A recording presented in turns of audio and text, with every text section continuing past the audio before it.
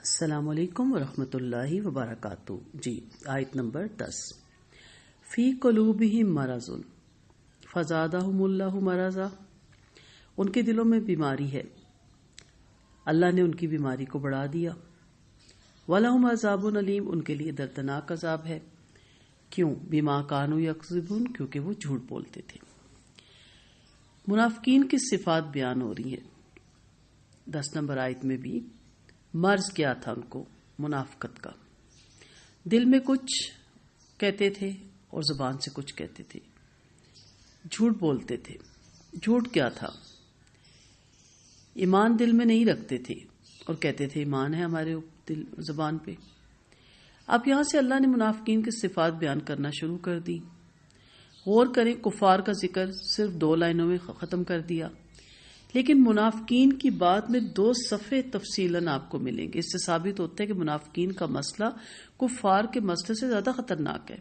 کافر کا تو پتہ نہیں مانتا، لیکن منافق آپ کے پیٹھ پیچھے چھرا گھونپتا ہے. پہلی صفت آپ نے پڑھی، ان کی زبان پہ کچھ ہوتا ہے اور دل میں کچھ کہتے ہیں ہم ایمان لائے مگر در حقیقت ایمان نہیں لاتے. دوسری صفت، اللہ اس کے بندوں کو دھوکہ دیتے ہیں، جو کل والی آپ نے لیسن میں پڑھا. اور ایک اور صفت بھی ہے کہ بے شعور لوگ ہیں، انہیں کوئی عقل نہیں، کوئی سمجھ نہیں ہے، ان کی فکر سنجیدہ نہیں ہے. یہ بیماری ہے، یہ دلوں کی بیماری ہوتی ہیں. یہ چیزیں، ایسے لوگ نفسیاتی مریض ہوتے ہیں. بظاہر وہ اپنے آپ کو صحت مند سمجھ رہے ہوتے ہیں، لیکن جن کے دلوں میں یہ منافقت ہوتی ہے نا، جھوٹ ہوتا ہے، وہ یہ نہیں سمجھ رہے ہوتے کہ یہ ایک بہت بڑا مرض ہے. کمپلیکس کا شکار ہوتے ہیں یہ لوگ. اور سب سے بڑھ کے یہ کہ یہ سمجھتے ہیں کہ ہم بڑے چلاک ہیں، بڑے ہوشیار ہیں، ہم ساری دنیا کو دھوکہ دے سکتے ہیں، حالانکہ یہ بے وقوف ہوتے ہیں. اللہ تعالیٰ فرما رہے ہیں کہ ان کے دلوں میں مرض ہے. فی قلوبہم مرض. مرض اسے کہتے ہیں جو بدن کو لاحق ہو کر حد اعتدال سے خارج نہ ہو جائے اور رفتہ رفتہ ضعیف اور کمزور کرتا ہوا ہلاکت کے گھڑے تک پہنچا دے. ٹھیک ہے، تو یہ جسمانی بیماری میں مبتلا نہیں تھے، یہ روحانی بیماری میں مبتلا تھے، شک کی بیماری میں مبتلا تھے، منافقت کی بیماری میں یہ لوگ مبتلا تھے. اور یہ بڑی خطرناک بیماری ہوتی ہے.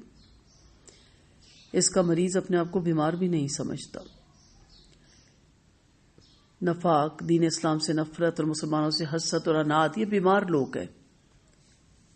ان کی بیماری کے علاج کی اصلاح کرنی ہے. بیماری دور کرنی ہے، نہ کہ ان کو دور کرنا ہے. بیماری کا علاج کرنا ہے. کبھی کبھی اس کا اطلاق اس بیماری کا جہالت، حسد، کفر، برائی، برے اعتقاد پہ بھی ہوتا ہے. اس طرح یہ اوصاف بھی ہلاکت ابدی تک پہنچا دیتے ہیں. جسموں کی بیماری تو انسان ایک عرصے سے واقف ہے، لیکن دلوں کی بیماری کیا ہے؟ اس کا صحیح ادراک 20ویں صدی میں ہوا. سائنسی زبان میں ان کو ذہنی بیماریاں کہا گیا. ان بیماریوں کی وجہ کیا ہے؟ ڈاکٹر ابھی تک اندھیرے میں ہے، لیکن آیت نمبر 10 اس کی رہنمائی کرتی ہے. یعنی بے شمار نفسیاتی بیماریوں کی وجہ دلوں کا نفاق ہے. غصہ آتا ہے، چڑچڑاپن آتا ہے، کوئی بندہ برداشت نہیں ہوتا. پیچھے ہوتا کیا ہے؟ منافقت. منہ پہ بڑی ہمدردی دکھانا اور دل میں سوچنا کہ اس کا نقصان ہو جائے. اس کے بہت نقصانات ہیں. فزادہم اللہ مرضا. ہائی بلڈ پریشر ہوتا ہے اس سے، کولیسٹرول اس سے بڑھتا ہے، مثانے کے انفیکشن ہوتے ہیں، سر اور کمر کا درد ہوتا ہے، بھوک بڑھ جاتی ہے یا بھوک بالکل ختم ہو جاتی ہے، جلد میں سوزش ہو جاتی ہے، کمزور قوت مدافعت ہوتی ہے، صبح بیزاری سے اٹھتا ہے، معدہ، آنکھیں، گلے کے انفیکشن ہر وقت اس کو رہتے ہیں، گیس، سینے کی جلن، شدید ذہنی تضاد، دل کی بیماریاں، غیر متوازن اور ناکام تعلقات، مایوسی، بے چینی، خود پرستی، غصہ، خوف، عزت نفس کی کمی، رویوں کے انتخاب میں کمی. یہ سارا کچھ اسی سے ہے. آپ مائنڈ نہ کیجیے گا، آپ میں سے بہت سے لوگوں کو یہ بیماریاں ہوں گی. لیکن کبھی آپ نے دیکھا ڈاکٹر کیا کہتا ہے؟ خوش رہا کریں. اب ہم خوش کیسے رہیں؟ ہمیں تو حسد ہے، ہمیں تو جلن ہے، ہمیں تو غصہ ہے، ہمارے اندر تو خود نمائی ہے، ہمیں تو اپنے عزت نفس کو بچانا ہے، ہماری پوجا کی جائے، ہماری بات مانی جائے. جب ہماری کوئی بات نہیں مانتا تو ہمیں غصہ آ جاتا ہے. اور بات نہ ماننے والا شوہر بھی ہو سکتا ہے، اور بچے بھی، اور اسٹوڈنٹس بھی. خوش رہا کریں، چل کیا کریں. خوش رہیں گے ساری بیماریاں ختم. یا کیا کہا جاتا ہے، زیادہ سوچا مت کریں. آپ زیادہ بیمار اسی لیے ہوتی ہیں. اب سوچ کیا رہی ہے، نیگیٹو. پازیٹیو سوچیں نا، دماغ کو یوز کریں. یقین کریں پھر بھی دن بچ جائے گا، پھر بھی وقت بچ جائے گا. کریں کتنا پازیٹیو کام کرنا ہے، کرتے چلے جائیں. لیکن یہ نیگیٹو چیزیں جو انسی ہیں نا، یہ نفاق کی بیماریاں، یہ جہالت، یہ کفر، یہ حسد، یہ برائی، یہ برے اعتقاد، یہ انسان کو ہلاکت میں لے جاتی ہیں.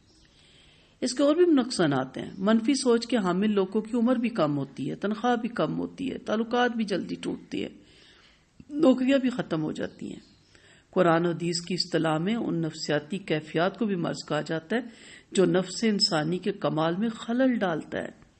کانفیڈنس نہیں ہے، کانفیڈنس لوز کر جاتے ہیں، پسینہ چھوٹ جاتا ہے لوگوں کو دیکھ کے، اور جن کی وجہ سے انسان اپنے انسانی جو اعمال ہیں اس کے وہ محروم ہوتا چلا جاتا ہے، جس کا نتیجہ روحانی موت اور ہلاکت ہے. اسی لیے کہا گیا کہ اللہ نے ان کا مرض بڑھا دیا. کیوں؟ کیا نعوذ باللہ اللہ ان کو بیمار رکھنا چاہتا ہے اور ان بیماریوں میں مبتلا رکھنا چاہتا ہے؟ ایسا نہیں ہے. جب ایک ڈاکٹر آپ کو دوائی دیتا ہے اور دوائی کے ساتھ آپ کو پرہیز بتاتا ہے، آپ دوائی تو کھا رہے لیکن پرہیز نہیں کر رہے، تو بتائے مرض بڑھے گا یا کم ہوگا؟ جب ڈاکٹر دیکھے گا کہ میڈیسن تو پراپر آپ کھا رہے ہیں، ٹھیک کیوں نہیں ہوئے، تو پتہ چلے گا آپ نے پرہیز نہیں کیا. نماز تو آپ 5 وقت پڑھ رہے ہیں اللہ کے حکم سے، قرآن بھی پڑھ رہے ہیں، روزے بھی رکھیں گے انشاءاللہ بھی آ رہے ہیں، زکوٰۃ بھی دیں گے، حج بھی کریں گے، لیکن جن چیزوں سے پرہیز کرنا تھا وہ نہیں کی. اور وہ کیا تھا؟ حسد، عناد، نفرت، نفاق، کفر، یہ ساری چیزیں، لالچ، طمع، ہرس، ٹو، غیبت، ان چیزوں سے جب تک پرہیز نہیں کریں گے، یہ نماز، روزہ، حج، زکوٰۃ آپ کی بیماریوں کو ختم نہیں کرے گا. وَلَهُمْ عَذَابٌ أَلِيمٌ. جب انسان جسمانی عارضے میں مبتلا ہو جائے اور وہ بڑھتا چلا جائے تو بہت تکلیف دہ عمل ہوتا ہے، بہت زیادہ. لیکن اس تکلیف کا تو اجر بھی ہے نا، گناہ جھڑتے ہیں، اللہ اس کی جگہ بہترین درجات بڑھائے گا. لیکن جو یہ جو نفسیاتی بیماریاں ہیں نا، یہ جو نفاق کی بیماریاں ہیں، بہت اذیت ناک ہے. اب ایک دفعہ حسد کروں گی، خدا نہ خواستہ اس کو نقصان ہو جائے گا، اب کیا ہوگا؟ دوسری دفعہ اللہ اسے کوئی اور نعمت دے دے گا. کتنے لوگوں سے حسد کریں گے آپ، اور کتنا اسلام سے دور ہوں گے آپ، کتنا اسلام سے نفرت کریں گے. اسلام پھیلے گا، اللہ نے کہا وہ غالب ہی ہو کے رہے گا. تو یہ عذاب خود ہم نے مول دیا ہوا ہے. منہ پہ کہہ رہے ہیں ماشاء اللہ آپ کے بہت خوبصورت گھر ہے، اللہ رہنا نصیب کرے، اور دل میں کہتے ہیں آگ لگے اس کے گھر کو، نعوذ باللہ.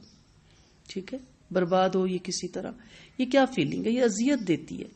حسد کی سمپل سی ڈیفینیشن ہے اللہ تعالیٰ کی تقسیم پہ راضی نہ ہونا، نعوذ باللہ. جب آپ سے کہا جائے آپ کہتے ہیں نہیں نہیں ہم اللہ پہ راضی، ہم اللہ پہ راضی ہو جائیں. آپ کا نصیب کسی نے نہیں لیا، پورے خاندان میں آپ کا نصیب نہیں بٹا اور ان کا نصیب آپ کو نہیں ملا.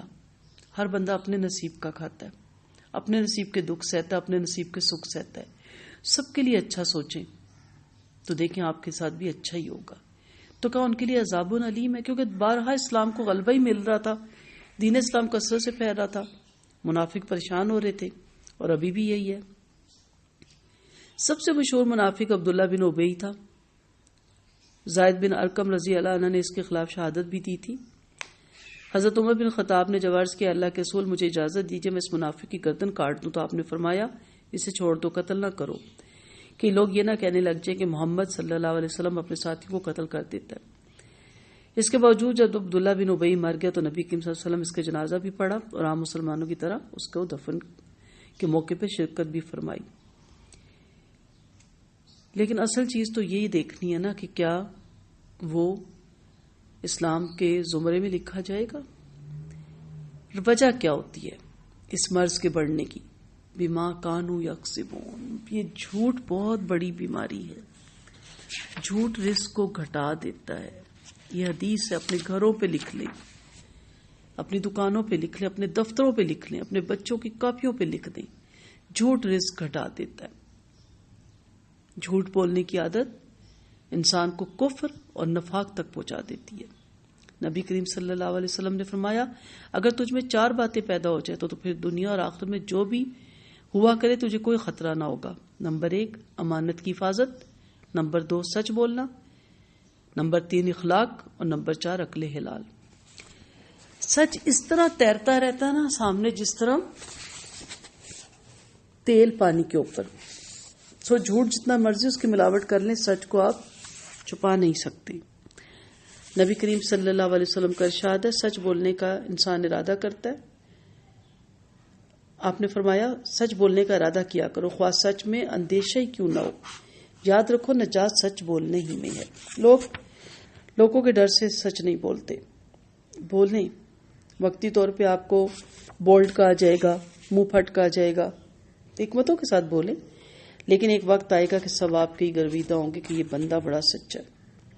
آپ صلی اللہ علیہ وسلم فرماتے ہیں سچ کو اختیار کرو. سچ بولنا نیکی کا راستہ دکھاتا ہے اور نیکی جنت میں لے جاتی ہے. جو آدمی ہمیشہ سچ بولتا رہتا ہے وہ اللہ کے نزدیک صدیق لکھا جاتا ہے. آپ صلی اللہ علیہ وسلم نے فرمایا، آپ سے کسی صحابہ نے پوچھا اہل جنت کی علامت کیا ہے؟ فرمایا سچ بولنا. بندے نے سب سچ بولا تو اس نے نیکی کی، اور نیکی کرنے والے کو امن ملتا ہے جس کو اس کے صلے میں اس کی جنت ملتی ہے. سچ بولنے والے بہادر ہوتے ہیں، نڈر ہوتے ہیں. جھوٹ بولنے والے بزدل ہوتے ہیں اور منافقت کرتے ہیں، اور اپنے جھوٹ کو چھپانے کے لیے جھوٹ پہ جھوٹ بولتے چلے جاتے ہیں. صحیح بخاری میں جب اس سلسلے میں آپ کی خدمت میں عرض کیا گیا کہ آپ کیوں عبداللہ بن ابی کا نماز جنازہ پڑھا رہے ہیں، یہ پوری تفصیل آگے آئے گی، میں شارٹ بتا رہی ہوں. تو آپ نے کہا مجھے اختیار دیا گیا کہ میں اس کے لیے استغفار کروں یا نہ کروں، تو میں نے استغفار کرنے کے پہلو کو اختیار کیا. اسی روایت میں یہ بھی الفاظ ملتے ہیں اگر مجھے یہ معلوم ہو جائے کہ 70 بار سے زیادہ استغفار کرنے کی وجہ سے اس کی مغفرت ہو جائے گی تو میں 70 بار سے بھی زیادہ مرتبہ استغفار کرنے کے لیے تیار ہوں. ان شارٹ کہنے کا مقصد، اس حدیث کو یہاں لانے کا مقصد کیا ہے، سنانے کا، کہ نفرت مت کریں ان لوگوں سے، اصلاح کریں ان لوگوں کی، اور اصلاح کرنے کی کوشش کریں حکمتوں سے، اور بتائیں ان کو علاج بتائیں. کہا جاتا ہے جس مریض کو پرفضا مقامات پہ لے جائیں. جب اندر ہی نہیں ہے فضائیں خوبصورت تو باہر کے پرفضا مقامات کا کوئی فائدہ نہیں. آج بیٹھیں، ڈائری لیں، اپنی اپنی عادتیں لکھیں. مجھ میں غصہ ہے کیوں؟ مجھ میں انا ہے کیوں؟ مجھ میں حسد ہے کیوں؟ مجھ میں لالچ ہے، طمع ہے کیوں؟ ہرس ہے کیوں؟ ٹوک لگانے کا کیوں ہے میرے اندر یہ عادت؟ تجسس کیوں مجھے مارے جاتا ہے؟